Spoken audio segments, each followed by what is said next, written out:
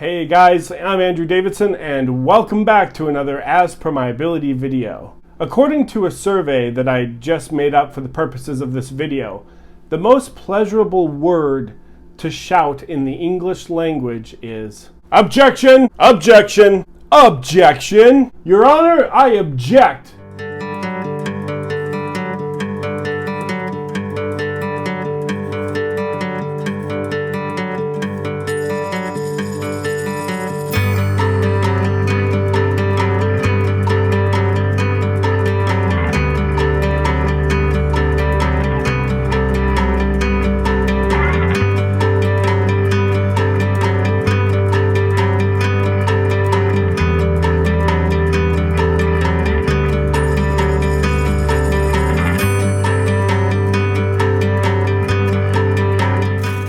Hey everybody, welcome back. It is a beautiful day where I am at today. I'm actually filming this on a weekday, so I hope you are all doing well. I hope everybody's doing okay and doing fine. Today we're going to be talking about the courtroom drama. Hence, I've kind of suited up a little bit for this video. Now, the courtroom drama is a subgenre, I suppose, of drama. It's a genre that I've never really gotten super into. I don't think I could sit and list my favorite courtroom drama. I don't think I could. Name your favorite courtroom drama. Go. Yeah, I don't know. But it is a thing. It is a genre. People do enjoy reading books and seeing movies all about the drama in the courtroom. And that's what we're going to be talking about today. We're going to be talking about court and calling witnesses and saying words like sidebar and I object and all of those good fun words that you hear in those popular courtroom dramas. So today we're going to be talking about a two-player game that replicates the courtroom drama called Lawyer Up. Lawyer Up is a two-player only game, although I have seen online that you can play it solo, but we're going to be talking about it as a two-player game where one person takes on a lawyer for the prosecution and the other player takes on the defense. Now, before I get into how the game feels or how the game works, I do want to point out that at the time of recording this, besides the base game, which comes with two scenarios, there is also these little scenarios. This is the witch trial, so you can get that as an expansion. And there's also the Godfather, which is another expansion. And this is just the Godfather as in just a mafia story, not the Godfather as in Francis Ford Coppola's The Godfather. So just want to make that distinction because I bought this thinking it was The Godfather. It's not. It's just a mafia story. Lawyer Up basically tries to make a card game and the courtroom drama very thematic. There are different scenarios that you can choose from. I've already shown off some of the expansion scenarios that they have introduced. And so you will be picking a scenario that comes with its own set of cards, its own set of witnesses, some backstory, some narrative.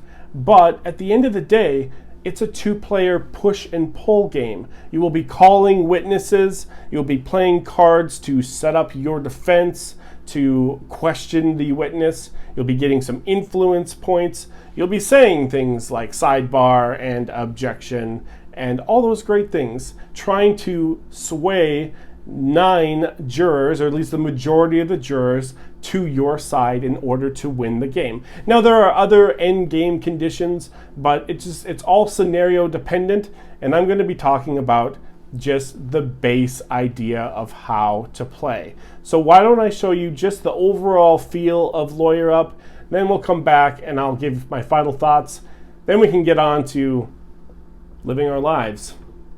Okay, so let's talk about Lawyer Up. But before we get started, I just kind of want to remind everyone that the purpose of my videos is to give everyone an overview of the game, kind of a sense of what the game is, how it feels, a little bit about how it plays. I'm not going to be going through everything in this game as there are quite a lot of rules to learn in this game. Instead, I'm going to say if I have somehow turned a switch on in your brain, if you're interested in Lawyer Up, I highly recommend that you run over to Watch It Played, where Rodney Smith has a video where he takes you through everything from basically opening up the box to playing the game, setting it up, playing the game, all the way down to the end condition. So, having said that, I'm going to give you just a sense of the game and hopefully spark your interest or not about Lawyer Up. So the first thing that you're going to do is select a scenario. The base game comes with 2 scenarios. There's the art of the crime. This is basically your starter scenario. So you will start with art of the crime. That is the tutorial, if you will. Once you've picked your scenario, you will have a card to read of some narrative as far as what the case is about. I'm not going to hold it up here and spoil everything, but there is a narrative card that you will read after picking the case that you're going to do. We're going to be showing off the art of the crime. After you've read the narrative, then you will be going through what they call approaches, and these are just different ways of playing the same scenario, essentially. And it does say on the cards whether if it's a long game, a short game, or a standard game. So by picking an approach, it will tell you a little bit about how to set up the game. And each one, like for here, the spider's web, you're going to need these symbols up here in the corner. It is also using these witnesses, and it's a long game. Once the 2 players have selected which approach they want to play with, basically what version of the case they want to play with, they will take out this card and set up the game accordingly. I'm going to skip over all that and get right into the gameplay. Now, during the game, players will be calling witnesses. As you saw on the approach card, there are witnesses for both sides, the prosecution and the defense. So they will call a witness somebody like this. Let's say they call Joan Elliott here, and she is going to be the first witness in our trial. Now notice the way that the card is set up. It goes in between, on the table, goes in between the 2 players. So what side is facing you is going to matter a whole lot, because you will gain or lose or not gain influence depending on what side it is. So prosecution is red up here with this is red, and the defense is blue. So if I played this towards me and I'm the prosecution, I get 1 influence. The other person would get 0. Here's another example of another witness. Now here you see blue, so it's 2 blue, but it's also blue on the other side. You can only collect influence if the color is pointed towards you and it's your color. So if I'm the defense and this is facing me, I get 2 influence. Now the red player is not going to get 1 influence because it doesn't match their color. So again, when you call a witness, based on how you want to put them on the table is going to matter as far as gaining influence. What does influence do? We'll get there in a moment. Okay, so let's use this witness here, Rob.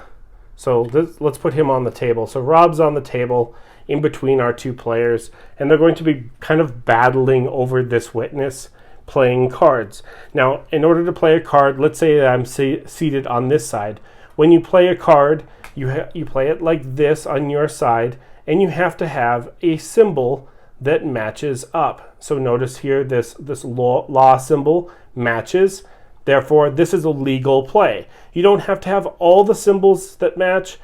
It's cool if more than 1 match, but you need to have at least 1 match in order to play this card. Then you also have some text in which you can do an action or you can do something on your turn. Then the other player would go and they would play a card and try to basically match as well. Now notice that this card here matched on the skull and the law. That's okay. You really only have to match 1 particular icon. Players are going to be going back and forth, playing on top. So now the next time that it is my turn, I need to play something that matches with these icons, not the witness icons, but the card that was previously played. So as your stack moves on, you really want to have a sense of prudency and be thinking about the future. Like, should I play this card first and then play this card next? Like I said, there's a lot of strategy to this game. Once all of the cards have been played from both players' hands, or if for some reason they choose to pass, mostly because they're out of cards to play, then we score the witness, I suppose.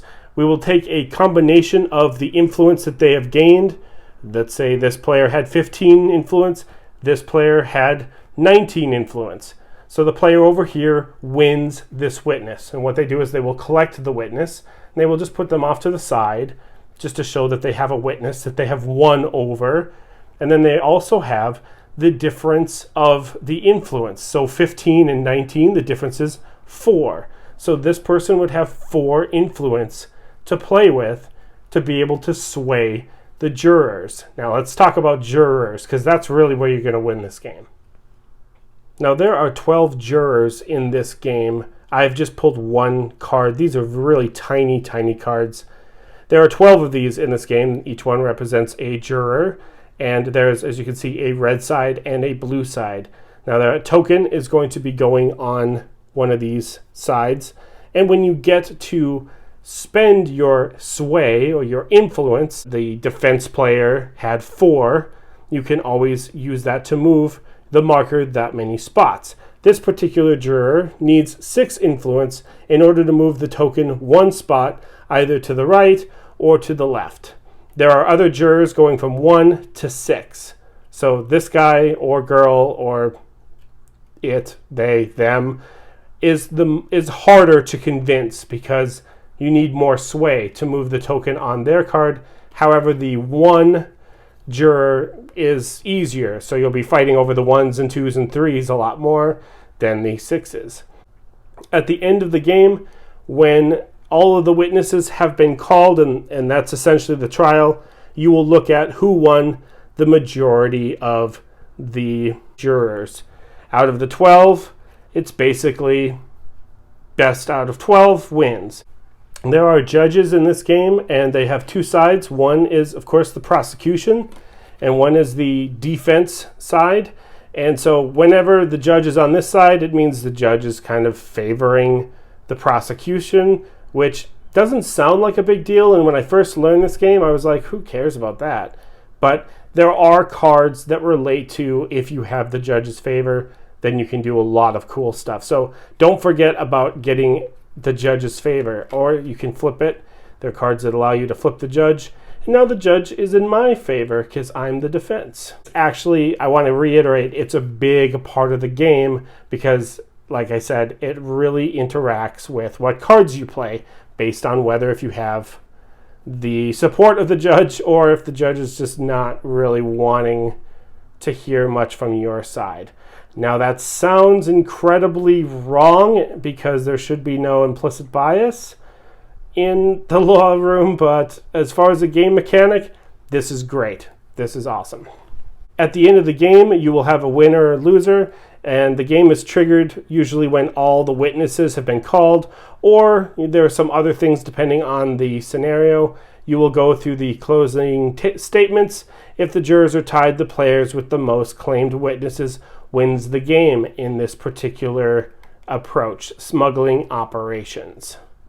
And so that's a sense, just a very brief overview that gives you a sense of how this game is played. Again, it's a card game where you're going to be calling witnesses to the table and playing cards on both sides, kind of tug of war, gaining influences, trying to win over as many witnesses as possible so that you can use those points to sway jurors and win the case. Let's get to my thoughts about Lawyer Up. There you have it, friends and well-wishers. Lawyer Up. What is it and who is it for? Well, what it is it's a really good game for people that like courtroom dramas. It tries to get as thematic as it can be for a card game, as you saw in my little breakdown. And so if you like a game that tries to do some theme, if you like card games, if you like the push and pull of a two-player game, and if you like the idea of calling witnesses and playing cards, showing off evidence, if you like the whole theme, the whole goddamn theme basically, then this is a really great game. So this is for people that enjoy two-player games, couples, husbands, significant others, or just friends that want to sit down and battle off against each other. Now the game doesn't take incredibly long to play. There are variations between the scenarios. Some of them are shorter, some of them are standard, and some of them are long. I played a standard version. I've only played standard versions of the game, and for me, I felt that I'm good. I wouldn't want to play a longer version. I could always go down to a shorter game. That's fine, but standard was about as much time as I kind of wanted to play in this game. Now that's not a bad thing. There are quite a few games out there that allow gamers to play a extended, epic, longer version of their game if they so choose. I just choose not to. I just think with the card play, it's better if the game just moves quicker. IMO, as the kids are saying. What's really going to draw people into Lawyer Up outside of the theme, I've already talked about that, is the card play. So this is a very strategic game. It's a very know when to hold 'em, know when to fold 'em type of game. There's a lot going on here, way more than I talked about because I just gave you an overview. You'll be playing cards from your hand depending on the witness and depending on the particular situation and the scenario. The cards have actions that they can do. There are cards that you can put down on the table to play later on, but you gotta get it. You have to use your turn to get it on the table first. This game feels like two other games. It feels like a lot of other back and forth two-player games. It just does. But it also feels like a lot of strategic card games. Essentially what I'm trying to say is that when you play the cards is huge. When you take that action, when someone calls someone to the middle of the table, depending on whether if you have the judge's favor or if the judge is not in your favor, depending on, there are so many board states that kind of dictate when you should play a card, when you really should play a card, how that card's going to behoove you or benefit you, and you really do want to put together a string of combinations. When you start learning the game, as I did, your first game, you're just going to be playing like a chicken with its head cut off. You kind of play blindly. But after you play a few times and you get used to it, you realize, oh, this card hits here, and then I can do this, and then I can wham bam, and it does have a lot of potential. Now I have not played the expansions yet, but I'm excited to do those, try those out. But as far as the base game here, the base game comes with two scenarios. One is just kind of a learning training scenario, and then another scenario is the actual kind of full meat and potatoes of the game of Lawyer Up. I especially recommend Lawyer Up if you're someone that likes to do card combos and to outthink your opponent in a very strategic way. This is a pretty big amalgamation of a story and theme along with just like your Magic the Gathering sort of, I play a card that lets me do an action to undo what you just did, and then on your turn you're going to play a card to re-undo everything that I just did. Everything's kind of back and forth between how the judge feels about you, how the witness that's been called, that you're going to be setting out evidence and asking them questions, with all through cards. It's all dependent. It's all like your brain is constantly engaged, thinking about the next move, thinking about the next turn. This is a very thematic game. It tries to be very thematic, but on top of the theme, it's got some really great like strategy ideas in it. So at the end of the day, I think Lawyer Up is a pretty good time. Now, I do recommend you just playing either a shorter game or a standard game. I'm not too sold on whether if I want to play a longer game. I don't know if this is a game, considering it's just cards, if you want to play for 90 minutes and more. I just don't know. I'm on the fence about playing a super long game of Lawyer Up. But having said that, playing just a standard game, I recommend that you pick up Lawyer Up. So this is where I'm going to leave us for today. Once again, my name is Andrew Davidson. You've been watching As Per My Ability, and I will see each and every one of you at the next video.